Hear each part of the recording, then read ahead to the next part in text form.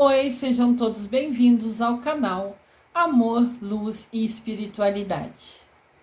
Continuamos com os vídeos sobre a Quaresma. Hoje eu vou falar um pouquinho para vocês sobre a Quinta-feira Santa. Aqui tem a imagem, né? Mostrando a hóstia, né? Que é o corpo de Cristo na missa. A hóstia representa o corpo de Cristo. E quando o padre está abençoando, o padre, o bispo, o papa, qualquer um que consagre, né? Quando levanta, né, pedindo que seja abençoado, diz essa frase: isso é o meu corpo. Quinta-feira Santa, o início do Tríduo Pascual. Quinta-feira Santa começa o Tríduo Pascual. Tríduo Pascual são os 3 dias mais importantes da Semana Santa. É a reta final da Semana Santa, é o caminho que vai levar Jesus para ser crucificado, para morrer na cruz. Então é a reta final, está chegando os dias tristes. Na verdade, amanhã, Sexta-feira Santa, é o dia que Jesus vai ser crucificado na cruz por nós. Amanhã é o dia que a gente deve fazer jejum e abstinência de carne, deixar de comer carne, beber bebida alcoólica. É o segundo dia e último dia do ano de sacrifício, de penitência, que a gente, assim, todo cristão, quem crê em Deus, né, em Jesus Cristo, deveria ter essas ações. Quinta-feira Santa começa o Tríduo Pascal. Então, Tríduo Pascual é a Quinta-feira Santa, a Sexta-feira da Paixão, quando Jesus morreu na cruz, e Sábado de Aleluia. Esses 3 dias super importantes, no final da Semana Santa, né?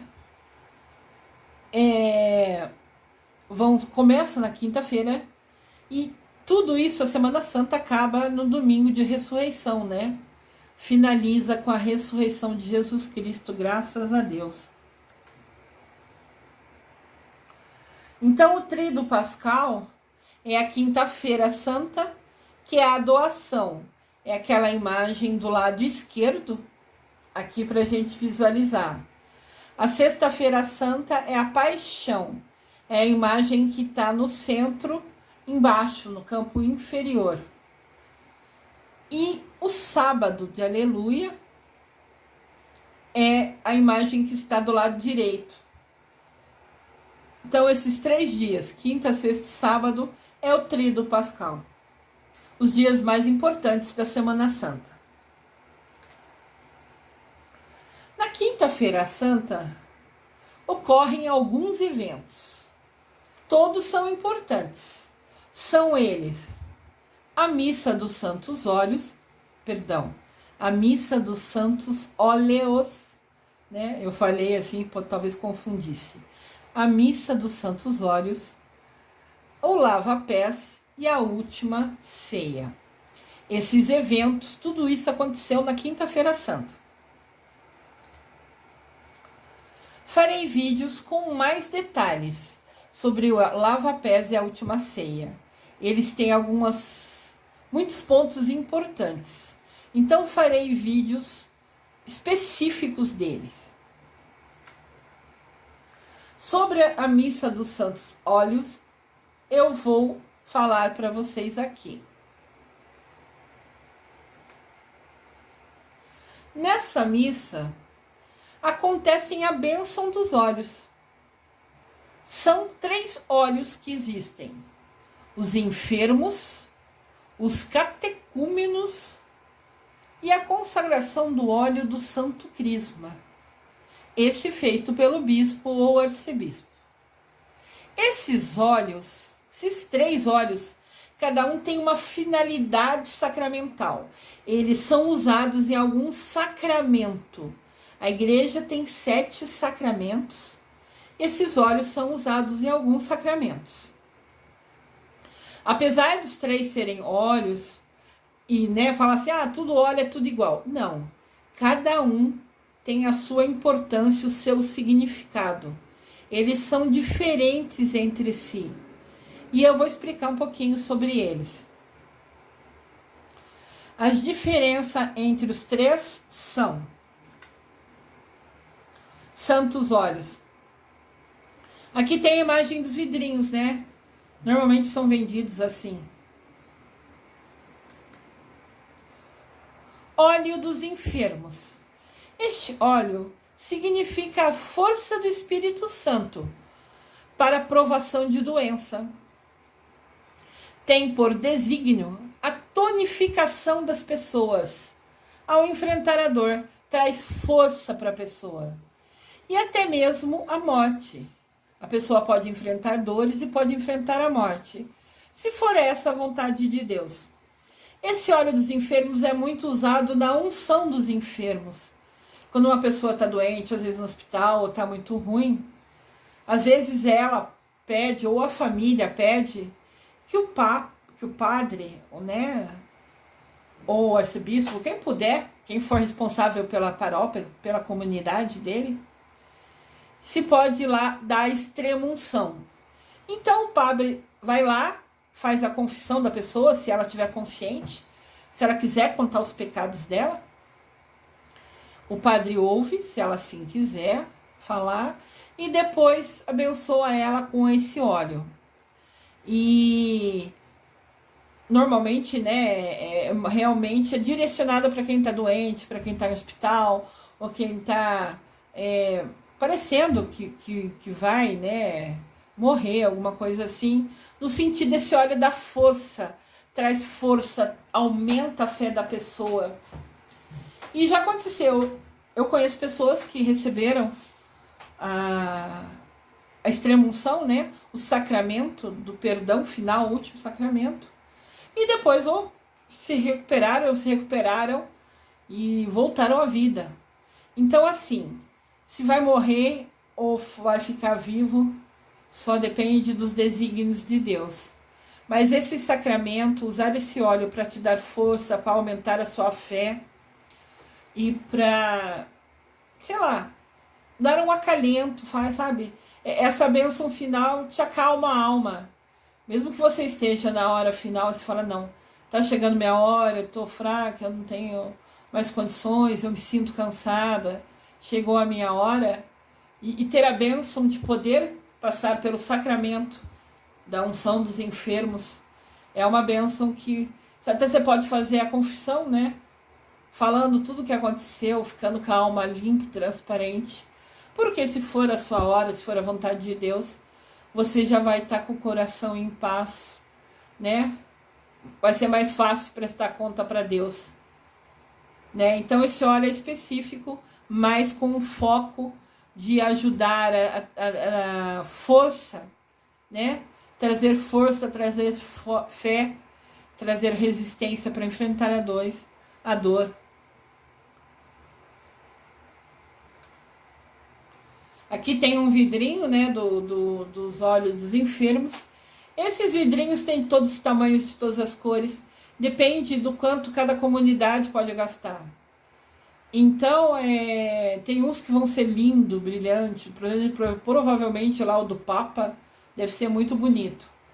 De repente, daquela comunidade pequenininha, mais pobre, é um vidrinho. Não importa o vidro, né? É só o destaque que esse é o óleo dos enfermos. O óleo do batismo também é chamado de catecúmenos. É o óleo usado para receber o batismo.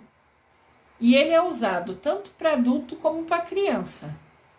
Normalmente os pais que são mais fervorosos, não sei se seria a palavra, que estão, né, conectados à igreja, que participam realmente da missa, quando o filho nasce, ou a filha, vai lá e batiza, né? Logo pequena, neném, às vezes a criança nem sabe o que está acontecendo normalmente. Mas acontece de algumas pessoas nascerem em família de outras religiões e ao longo da vida decidirem mudar isso e, sei lá, querem agora ser batizado na igreja católica. Ok, vai fazer um curso, né? Que daí você está consciente, vai ser ensinado sobre Jesus. E depois você pode ser batizado também, mesmo sendo jovem, adulto, criança, não importa. A hora que você quiser ser batizado, sempre será bem-vindo. Este óleo do batismo ou catecúmeno significa a força de Deus que agora penetra nessa criança, nesse adulto que está se preparando para nascer pela água e pelo Espírito Santo. Então, no batismo, tem o evento da água, né, que molha a cabeça, e tem o evento do Espírito Santo, que é quando acende a vela.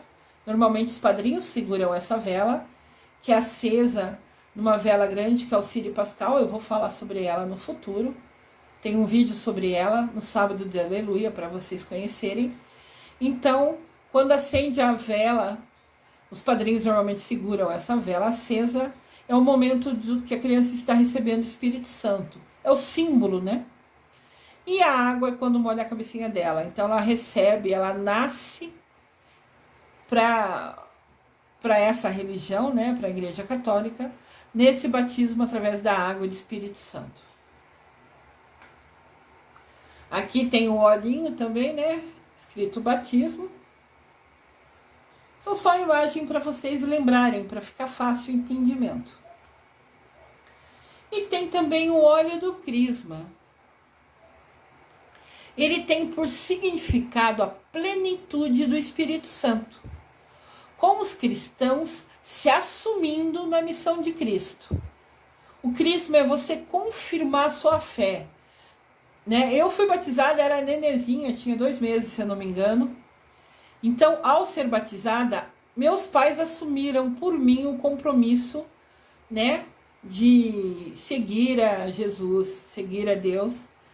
E eu, quando tive, acho que foi com 12 anos, alguma coisa assim, eu fiz o crisma. Daí eu, Lúcia Diniz, assumi o compromisso de agora em diante, eu vou realmente, por opção, por escolha, seguir a Deus, seguir a Jesus Cristo. Então eu recebi, né, quem faz o crisma, recebe esse óleo.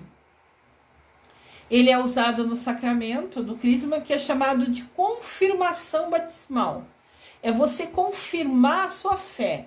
É você falar, aquela bênção que eu recebi, nenê, agora eu quero realmente seguir, é minha escolha. Essa confirmação batismal é você viver como um adulto da fé. Este óleo também é usado em outro sacramento, o sacramento da ordem. O sacramento da ordem é quando abençoa aquele estudante que estudou sobre teologia, sobre filosofia, né, que são faculdades obrigatórias. Quem vai ser padre é obrigado a estudar teologia, que é estudar a Deus, e é obrigado a estudar filosofia, que é estudar o homem. Ele tem que entender Deus, tem que entender o homem, para poder assim ensinar esses homens, falar nas suas comunidades, nas suas igrejas. Então a ordem é a bênção que o jovem que estudou, que foi para o seminário, que se dedicou, recebe como autorização. A partir dali ele se torna padre. A partir dali ele está confirmando, ele está assumindo o compromisso da fé dele. Ele escolheu essa missão de vida, ser padre e ensinar os outros, seguir o caminho de Jesus, anunciar Jesus para as outras pessoas, falar sobre Jesus para as outras pessoas. E então, a ordem, né, que é quando o padre se torna padre, né, a bênção dele, a autorização dele se tornando padre, ele recebe esse óleo chamado do crisma, que nesse momento tem o objetivo de ungir o escolhido, ungir aquele que está se doando, se dedicando à missão de levar a boa nova, anunciar Jesus Cristo e Deus Pai a todo mundo. Aqui tem o olhinho do crisma. Aqui tem os 3 óleos juntos, né? Eu falei dos 3 óleos: o batismo, ou catecúmenos, enfermos e crisma. São 3 óleos especiais que são abençoados nessa quinta-feira santa. Uma missa separada, a parte normalmente de dia, é feito essa missa de consagração desses óleos. Já à noite, na Quinta-feira Santa, começa a celebração de Jesus, com ele fazendo o gesto do lava-pés. Quando a gente imita esse gesto, vai à missa na Quinta-feira Santa e vê essa encenação acontecendo, é a gente refazendo o que Jesus fez. Normalmente o padre lava os pés de 12 pessoas, são sempre 12 pessoas, que são 12 os apóstolos. Então, Jesus lavou os 12 pés, né, os 12 pares de pés dos 12 apóstolos. Então, Jesus lava o pé, então a gente vai à missa na Quinta-feira Santa. E nessa missa, o padre lava o pé de algumas pessoas, de alguns escolhidos. Eu já tive meu pé lavado quando eu era catequista. Às vezes os ministros, que são aqueles que se dedicam, né, a ajudar na igreja, a arrumar as coisas, fazem curso para estar aptos, para ter conhecimento de como ser ministro. Cada ministro tem o seu curso. Tem o ministro da palavra, que vai falar mais sobre a leitura da Bíblia, né, da missa. Tem o ministro da Eucaristia, que é quem tem autorização de, na ausência do padre, pegar a hóstia consagrada. Ministro nunca abençoa nada. Quem abençoa, quem transforma a hóstia no corpo de Deus, é somente quem foi abençoado pela ordem, pelo sacramento da ordem. Então, às vezes, tem paróquias, né? Paróquia é como se fosse a igreja central de uma região. A paróquia normalmente tem o padre ali. E às vezes tem vários bairros em volta que tem igrejas pequenininhas. Essas igrejas pequenininhas a gente chama de comunidade. Então essas várias igrejas fazem parte daquela paróquia. Tem uma igreja grande numa região e as igrejas pequenas dos bairros pertos respondem àquela paróquia daquela igreja grande, né? Da igreja central, vamos falar assim. Então, às vezes, nas comunidades, o padre não consegue ir toda vez celebrar missa. Por exemplo, a paróquia, que é onde minha mãe mora, faz parte, é a paróquia do Rosário. Lá, ela é a matriz, fica na Vila Pompeia. Em volta dela tem 6 comunidades pequenas. 6 comunidades que respondem a essa matriz, que é a paróquia. As comunidades pequenas, então esse padre que cuida da matriz tem mais 6 comunidades para cuidar. E às vezes ele não consegue celebrar missa todas as vezes, em todos os finais de semana, em todas as 6 comunidades. Então o que ocorre? O ministro da Eucaristia faz um curso, é treinado para aprender a importância, os significados, sobre o cuidado, o respeito. Então, num dia que não tem missa, fica hóstia consagrada lá no Altíssimo. Se vocês já foram na igreja, tem um lugar que fica mais reservado, mais afastado, que sempre tem uma luzinha acesa. E você vê as pessoas entrarem ali para rezar. Esse lugar que tem a luzinha acesa, mais afastado, é o Santíssimo. É onde tem o corpo de Deus. O padre vai, abençoa na missa, consagra as hóstias, distribui a comunhão e sobra hóstias consagradas. O corpo de Cristo sobra. Então ele guarda no lugar fechado, protegido, e é fechado, né, nesse Santíssimo, trancado com chave. Ou se o padre sabe que na próxima semana não vai vir nessa comunidade, não vai poder vir nessa comunidade, voltando, se o padre sabe que hoje está nessa comunidade fazendo a missa, celebrando a missa, e sabe que ele não vai conseguir vir na semana que vem nessa comunidade, ele também abençoa mais hóstias.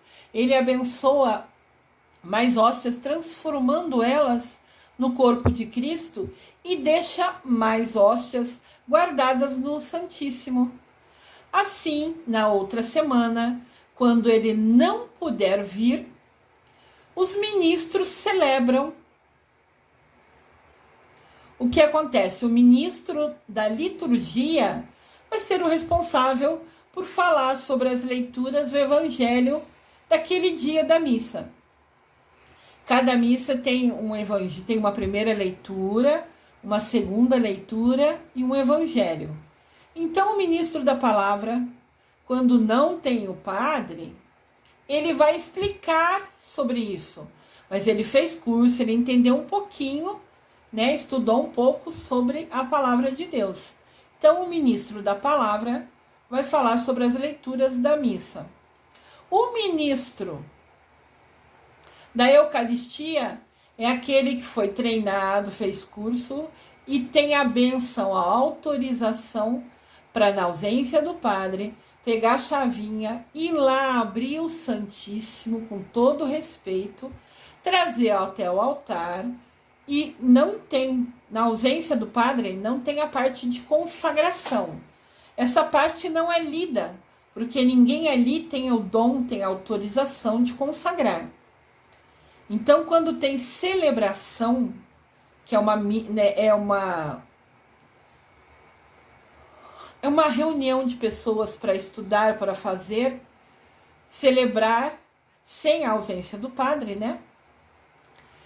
O ministro da Eucaristia pega com todo respeito e ele tem a missão, a responsabilidade de distribuir a comunhão para as pessoas que podem comungar, né? Só pode comungar quem está em paz com Deus. Se você tem pecado, se você não confessou, segundo as regras da igreja, você não comunga, né? Você tem que fazer as pazes, pedir perdão para Deus, para depois merecer receber o corpo dele. Então, o ministro da Eucaristia vai ser o responsável para distribuir a Eucaristia, o corpo de Deus, né? O corpo de Cristo, para todo mundo que foi à missa. E ele é o padre, quando vai entregar o corpo de Cristo, fala: eis o meu corpo. E a pessoa fala amém, normalmente. Então, assim, o ministro vai entregar essa comunhão, distribuir a todos. Se ele perceber que tem pouca hóstia, bastante gente naquela missa, ele ainda tem a responsabilidade de repartir a hóstia para que todo mundo receba um pedacinho do corpo do Cristo. Ele tem até que planejar isso. Ele sabe mais ou menos quanto tem de corpo de Cristo. Se ele ver que tem muita gente para comungar e poucas hóstias, ele ainda tem a responsabilidade de partilhar aquelas hóstias. Normalmente são redondinhas, pequenas. Então, partilhar aquela em mais pedaços para que todo mundo receba. Não importa o tamanho do corpo de Cristo que vai receber. O que importa é ter a bênção de receber o corpo de Cristo. Finalizando a comunhão, o ministro, se ainda ficou hóstia ali, ele vai tampar, levar ao Santíssimo e trancar. Se por um acaso acabaram as hóstias, né, o corpo de Cristo, ele depois fecha o Santíssimo, mas a luzinha fica apagada naquele lugar, porque ali não tem o corpo de Cristo, porque acabaram as hóstias, que são, né, a referência do corpo de Cristo. Então isso é importante. É só dicas, né, coisas que eu compartilho. Eu tenho muitos amigos espíritos e de outras religiões, do budismo. Então, assim, são detalhes, né? Se aquele lugar na igreja isolado tiver a luzinha acesa, é porque tem o corpo de Cristo. Tem hóstias consagradas ali. E se tiver com a luzinha apagada, é porque não tem nenhum. Mas, normalmente, o ensinado, né? O pedido, o orientado, é que sempre tenha o corpo de Cristo, tenha alguma hóstia ali para o Santíssimo estar sempre aceso, para aquela luzinha estar sempre acesa. Então, voltando aqui, Jesus lavou os pés dos apóstolos. Não sei se vocês lembram, se vocês viram o vídeo sobre a campanha da fraternidade. Tem 2 vídeos, tem um vídeo falando sobre a campanha da fraternidade e tem um vídeo falando sobre a campanha da fraternidade de 2022, que eu dei um destaque diferenciado. Então, no vídeo campanha da fraternidade, eu destaquei que na campanha da fraternidade de 2015, CF quer dizer campanha da fraternidade. Como são 2 palavras longas, normalmente a gente abrevia. A campanha da fraternidade de 2015 era Eu Vim para Servir. Sempre a campanha da fraternidade é retirada de um versículo da Bíblia, né? E nesse gesto, no cartaz que teve a campanha da fraternidade de 2015, foi exatamente, né, uma imagem do Papa Francisco quando fez a missa de lava-pés, quando fez a missa na Quinta-feira Santa. Nesse lava-pés, na verdade, o Papa foi até um presídio. Ele escolheu lavar os pés dos presos que ali estavam. Então, a instituição, a chefia lá do presídio, escolheu 12 presos, sei lá com que critérios, né? Acho que os mais bem comportados, alguma coisa assim. Acho eu, não sei. Mas o presídio escolheu 12 presos e Jesus foi até, o Papa Francisco foi até o presídio, lavou, limpou, enxugou e beijou cada um dos 12 pares de pés. Então, o lava-pés é um evento, né? É um momento muito importante dentro da igreja. Esse momento de lava-pés consiste em Jesus lavando os pés dos seus 12 apóstolos.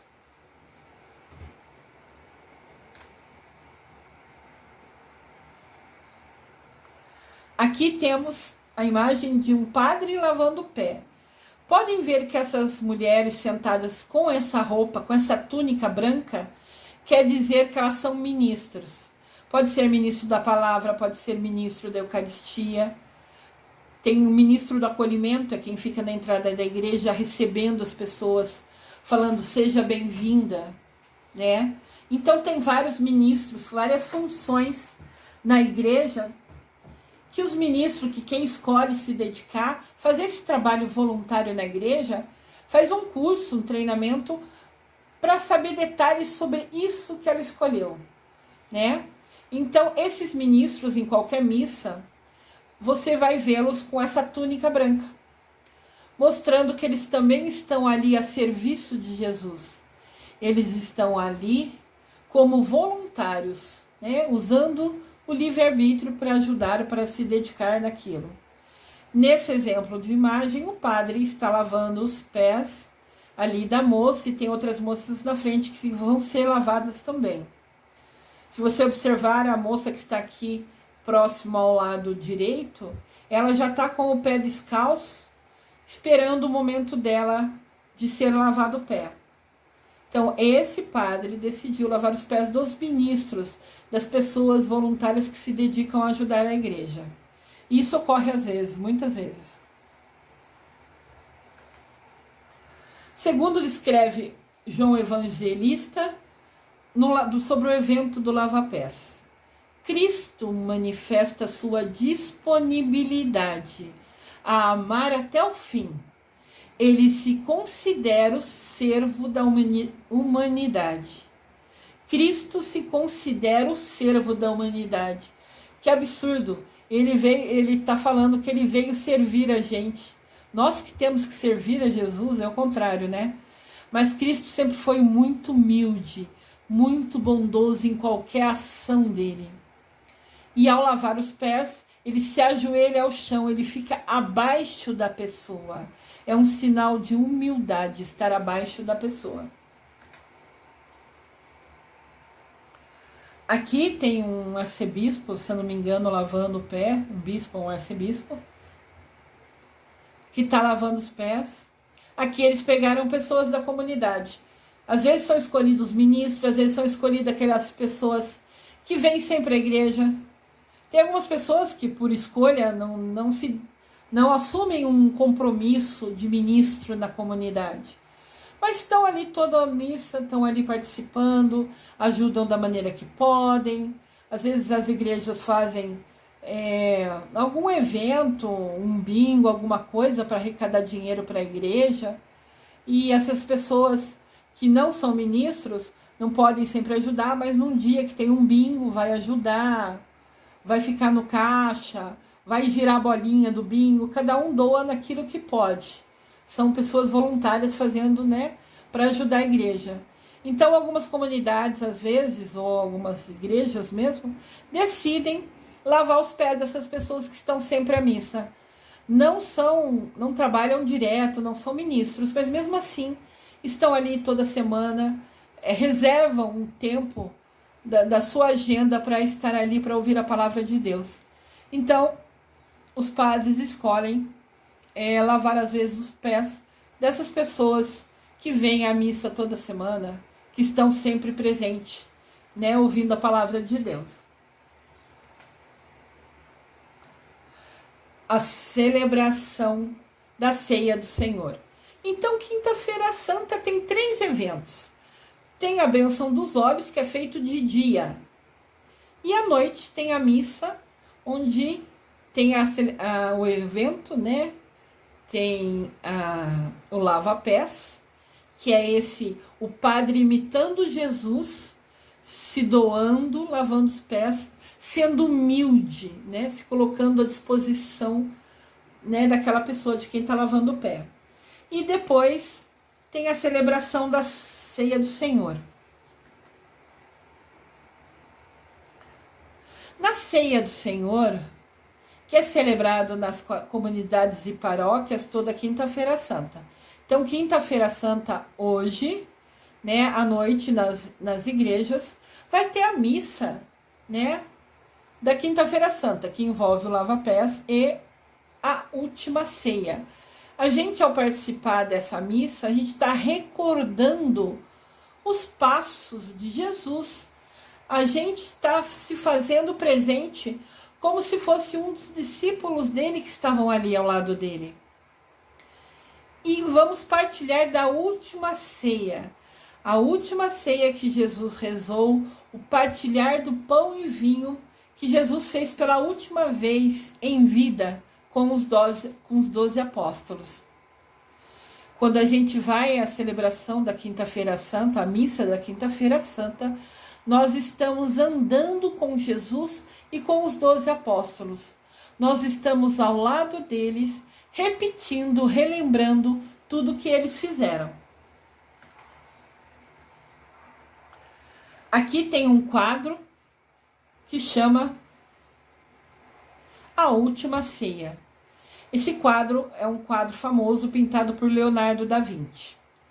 Eu vou fazer um vídeo especial sobre a última ceia, eu vou explicar melhor sobre esse quadro.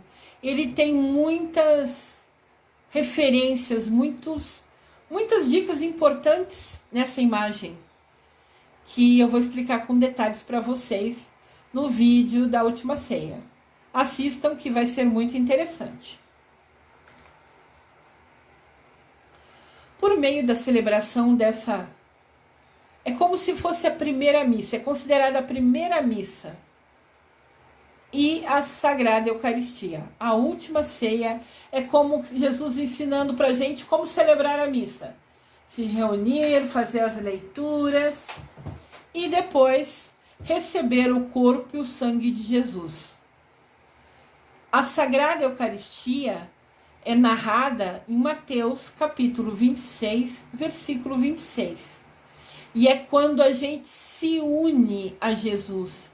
É quando a gente recebe o seu corpo, que é o pão, que é a hóstia consagrada, e o seu sangue, que é o vinho consagrado, como se fosse a primeira vez. Quando a gente faz a primeira Eucaristia, a gente faz os cursos, são 3 anos de estudo, e tem um dia que a gente vai à missa e ocorre a primeira Eucaristia. A gente recebe o corpo de Deus pela primeira vez. Então, a última ceia é Jesus nos ensinando essa missa, esse ritual, né? Esse passo a passo de como abençoar o pão e abençoar o sangue para se tornar corpo e sangue de Jesus, representando o pão e vinho, representando o corpo e sangue de Jesus. O sangue na missa, o vinho, né? Receber o corpo e sangue de Jesus é quando pega a hóstia e molha no vinho, antes de entregar para a pessoa. Então, na hora da comunhão, daí vai ter as duas espécies que a gente fala. Vai ter a hóstia, o padre pega a hóstia, molha um pouquinho no vinho, porque se molhar inteiro, a hóstia é muito fina, vai desmanchar ali. Então só molha a ponta para que não quebre, não desmanche a hóstia. Molha a ponta no vinho e entrega para a pessoa falando corpo e sangue de Cristo. Quando você entrega só a comunhão, é o corpo de Cristo. Quando molha no vinho, é corpo e sangue de Cristo. Fazer a Eucaristia das duas espécies, que é corpo e sangue de Cristo, é muito raro. É assim umas 3, 4 vezes no ano, quando o padre escolhe em algum evento especial. Quase que, sei lá, mais de 90% das missas ao longo do ano sempre serão, né, receber somente o corpo, né, a hóstia, o corpo consagrado de Jesus Cristo. Isso é uma escolha, né, por vários motivos, né, mas indiferente se vai receber o pão e o vinho, só de receber o pão já é uma bênção, é um merecimento. Isso a gente nunca pode esquecer. Nessa Eucaristia também damos especiais graças a Deus pelo sacramento da ordem, o sacerdócio ministerial, o serviço de anunciar Jesus. Então, às vezes, né, quando tem padres para se tornarem, para receberem a bênção do sacramento da ordem, às vezes também ocorre nesse dia. Mas lembrando que Jesus usou esse dia como esse símbolo, né? Porque ele falou para os seus discípulos, né? Para seguirem, né? Fazer isso em minha memória. Jesus falou nessa quinta-feira santa para os discípulos, fazer isso em minha memória. Ou seja, ele transformou os apóstolos deles, né, em como se fossem padres, vamos dar um exemplo. Ele abençoou os apóstolos para irem ao mundo e falar sobre Jesus e fazerem isso em memória dele, relembrando os passos de Jesus. Então a missão dos 12 apóstolos foi levar a palavra de Jesus ao mundo. Os padres, quando recebem o sacramento da ordem, também têm essa missão. Aqui está um padre, né, entregando a comunhão. Quando ele faz esse gesto, tem normalmente uma fila formada à frente dele e ele fala, corpo de Cristo, e a pessoa fala amém e recebe o corpo. Esse poder, essa autorização que o padre tem de consagrar, né, essa hóstia, foi dado, esse primeiro passo desse sacramento foi dado também na quinta-feira santa. Foi nesta noite que Jesus ordenou, né, por isso que chama sacramento da ordem, aos seus 12 apóstolos a fazerem isso em memória de mim. Fazer isso em memória de mim é a frase que instituiu a missa, o sacramento da Eucaristia, da comunhão. É repetir aquele ritual, né? E também a quem assim sentir o chamado, quem escolher ser padre, quem escolher seguir Jesus anunciando, levando a palavra dele aos povos, né? Também está fazendo isso em memória de Jesus. Então, na Santa Ceia, nessa quinta-feira santa, a frase fazer isso em memória de mim é a mais importante. É relembrar Jesus nas nossas ações. Após a última ceia, os apóstolos de Jesus se dirigiram até o Horto das Oliveiras. Aqui alguns livros da Bíblia diferem, né? Tem uns que falam que ele foi com os 12 apóstolos, depois que acabou a missa, né? Que ele fez a última ceia, que ele foi com os 12 apóstolos para esse Horto das Oliveiras, que era um lugar que ele gostava de sentar e rezar. Alguns livros falam que ele foi somente com 3 apóstolos. Então eu não sei precisar, eu não sei afirmar exatamente qual a quantidade de apóstolos que o seguiram. Mas acabando a última ceia, Jesus foi para o horto. Era um lugar que ele gostava de se isolar para rezar. Então ele acabou a última ceia, foi lá com apóstolo, não sei se com 3 ou com 12, não posso afirmar. Mas Cristo falou para eles, pede para eles, rezem e vigiem, orem por mim. Está chegando a minha hora e eu preciso que vocês estejam rezando por mim, me dando força, enviando a sua energia para que eu consiga superar a minha agonia. Jesus sabia que ia ser crucificado, Jesus sabia que teria todo o sofrimento que ocorre na data de amanhã, que a gente relembra na data de amanhã, sexta-feira. Então ele, logo depois que saiu da última ceia, conversou com os apóstolos e falou, rezem por mim, orem por mim, porque vai ser difícil essa minha provação e eu preciso da força, da energia de vocês. Então, na quinta-feira santa, já no final da noite, umas 10, 11 horas, e toda sexta-feira santa, é a hora da gente rezar muito mais para Jesus, a gente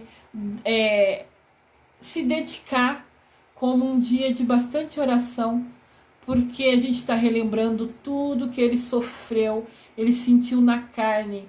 Às vezes a gente tromba o dedo, bate o dedão, sei lá, em alguma quina de algum móvel, e aquilo dói, a gente fica bravo, fala palavrão, xinga. Jesus foi crucificado, enfiaram pregos nos pés dele, nas mãos dele, e ele não falou um A. Ele morreu por nossos pecados. Então, vamos rezar por ele, vamos estar nesse momento realmente ao relembrar esse fato tão triste que aconteceu, mas necessário para o perdão dos nossos pecados, que a gente reze para que aliviar o sofrimento, né, a agonia que ele teve. Um pouco perto da meia-noite, dizem que 23h30, nesta mesma quinta-feira santa, Jesus Cristo é preso pelos judeus e levado para a casa do sumo sacerdote. Isso está inscrito em Mateus capítulo 26, versículo 47. Então, na quinta-feira santa ainda, quase no final da noite, nessa mesma quinta-feira santa, nesse mesmo dia de hoje, Jesus é preso pelos judeus. A gente viu nos vídeos anteriores que Judas traiu Jesus. Jesus anunciou que seria traído.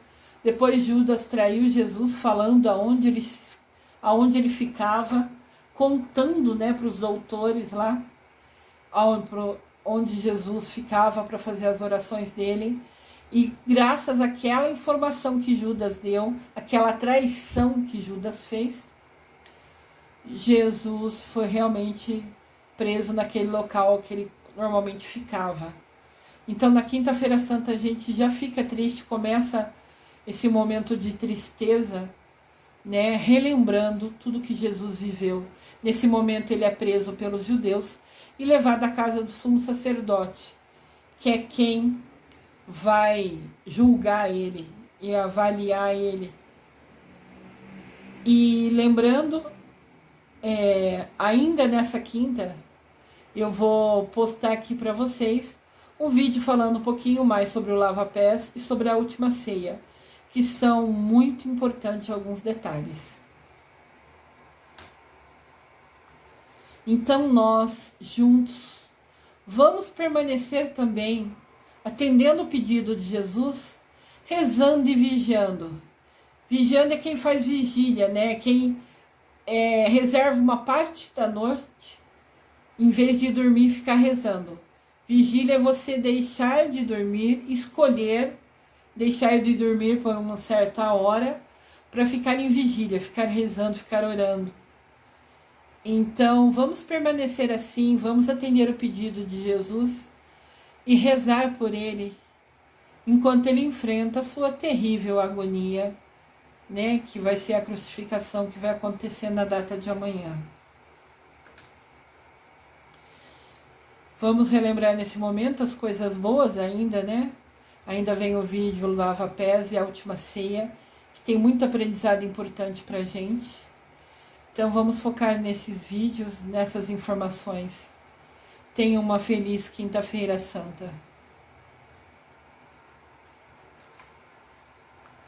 Eu desejo amor e luz a todos.